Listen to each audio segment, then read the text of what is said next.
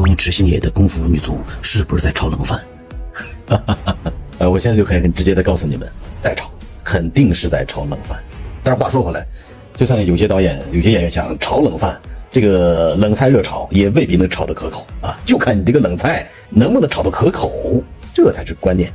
很多人说，那周星驰星爷是不是江郎才尽了？为什么要炒冷饭呢？没办法呀，现在本来就是影视寒冬。你看今年26年，除了春节档，一直到现在为止有几个过时，只有一部《阿嬷的情书》，这也是个黑马。大导演拍的戏全10亿的一个都没有，所以哪怕是周星驰星爷啊，他也将面临着巨大的问题。那为什么炒冷饭呢？他的压力多大呀？大家都知道，周星驰星爷的这个新喜剧之王到现在为止7、8年的时间了，中间还有一部戏别忘了，还有《美人鱼》第2部，到现在都迟迟不上，压力得多大呀？几个亿的投资，如果上不了，那就打了水漂了，那肯定靠这个戏，那肯定炒冷饭，因为冷饭。最起码当年的那个少林足球，它的票房记录保持多少年呀？那是个经典中的经典，包括里边的所有元素，包括配乐，包括里边的经典台词，心中的那团火是不会灭的。所以这次的海报直接把这句话复制在海报上，心中的那团火是不会熄灭的。说到这儿，跟大家说一个小插曲，好像冥冥之中是一个闭环。你看少林足球上映到现在将近25年的时间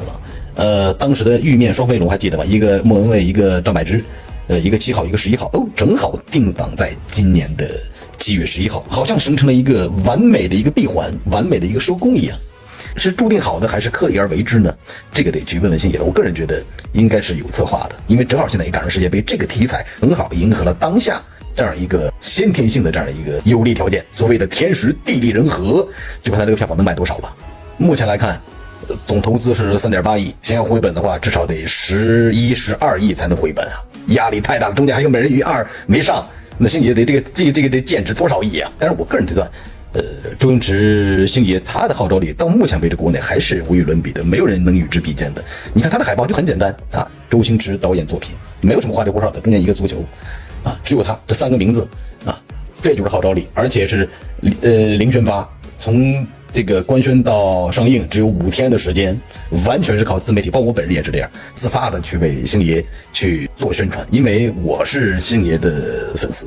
啊，他的电影我是每部都会去看的，哪怕是炒冷饭，就像我说的，冷饭你炒的好不好吃？说到这儿，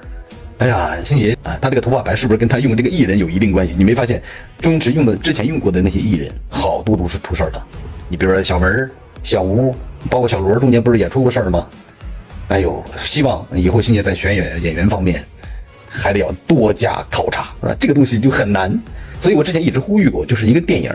因为某一个艺人而导致整个电影上不了，我觉得这个说实话属实有点不合理，真的啊。你可以封杀他以后所有的作品，不让他以后去拍任何东西，但是已经拍过了的，是否可以如期上映？因为这毕竟不是某一个演员他的戏，这是所有的团队所有人的心血，因为他个人导致所有人的心血金钱打了水漂，我一直觉得是有点不合理的。这个功夫女足的预告片大家都看了吧？仅仅只有20秒的镜头啊，很保密啊，悬疑感满满的，但是把功夫足球的核心元素功夫加特效加把球踢到天上来，所有的技能元素都会在，再加上周星驰星爷的金字招牌，我个人觉得很多人会问王导，你猜测一下这个票房到底你就能卖多少？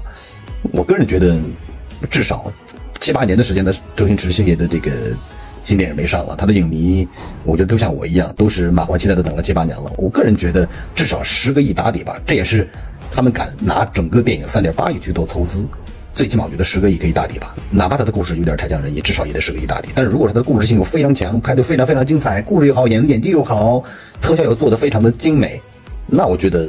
有望突破20亿以上啊。现在我看了看它的预约量才30多万，是不是很多人还不知道这部电影马上就要上映了？在这儿也给星爷做个宣传啊，没有预约的赶紧预约一下。最后强调一下，周星驰《功夫女足》7月11号上映，希望星爷可以再创票房神话。